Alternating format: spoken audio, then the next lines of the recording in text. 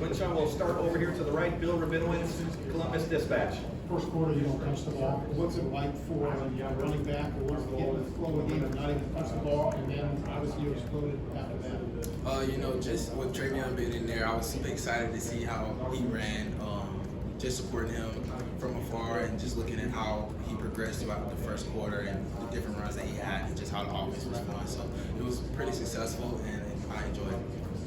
Over to the left, Rob Aller, Columbus Dispatch. It was 95 degrees on the field. Did it feel, Mississippi, is it any hotter than this? Definitely. Some days a little harder. I think some of my teammates had to get a little bit adjusted. Someone was breathing like super hard, and I was like, "It's not even that hot, guys." So I think it wasn't as hot as I thought it was going to be for sure. How coachable? Coach Day was saying coachability is maybe your thing. Do you like yourself on that in terms of wanting to get better? Maybe you've always been that way, or do you like, or did you bristle at times and say, "Oh, I'm already there"? Yeah, definitely. I've always been that way. That's how I approach the game. I approach the game in a way that I want to get better. And with my coaches, that's what they're here for, to help me improve and go out and make my game to be better on a day-to-day basis. So I listen to it and I go out there and just try to improve every single day. Quinshon, over to the right here, you have Stefan Kreshnik, Cleveland.com. You had the big run last game, come back. How good did it feel to kind of get another chance and break it this time? It's the longest run of your career. Yeah, definitely felt pretty good. I turned around a little bit to see if I had a flag on the play, but definitely super excited. So it's fun. Gus Johnson mentioned on the broadcast that you pulled him aside and said that you were excited to have him call your game. Have you listened to that call yet, and why were you excited? I haven't. I have not listened to the call, but just being in a different conference in the SEC, with the announcers and the commentators that we had, and you hear Gus Johnson in the Big Ten, so it's like he's super excited in the way he commentates the game, and just I wanted to be a part of that experience, so it was super fun. Over to the left, Jeff Gilbert, Press Pros. Quinshon, Coach Day just mentioned earlier in here, nobody cares who gets the credit. You're new to this team this year. Why is that a culture like that here? What do you see? Where did it come from? Man, I think it's the brotherhood. Everybody has put blood, sweat, and tears into this program. Everybody has woke up at 5 in the morning to be in the building and train, and it's because you're doing it for the person beside you. It's not you're doing it because of yourself, just because you're doing it for your brother. And just knowing that I can trust that guy beside me to go out there and he's going to make a play, that's what our culture is, and that's what everything's built on, and that's what our foundation is. Quinshon over here to the right, Tim May, Letterman Row.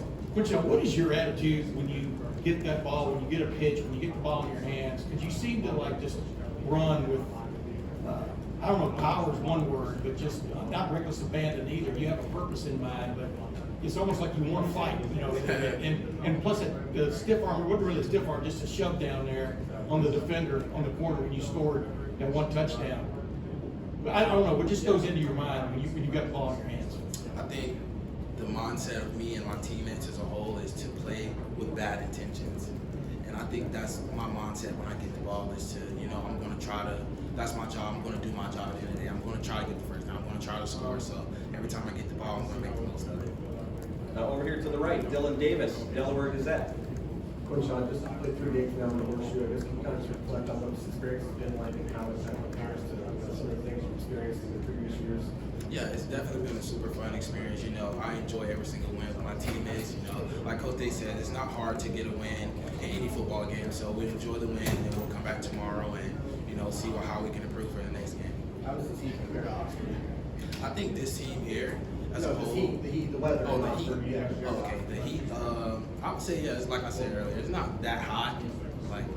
For me personally, it's not that bad. Yeah. And final question for Quinshon, Noah Weiskopf, over here to the right, the Lanterns. What goes through your mind when you see really 86 yards of open field in front of you? What are you thinking? Score.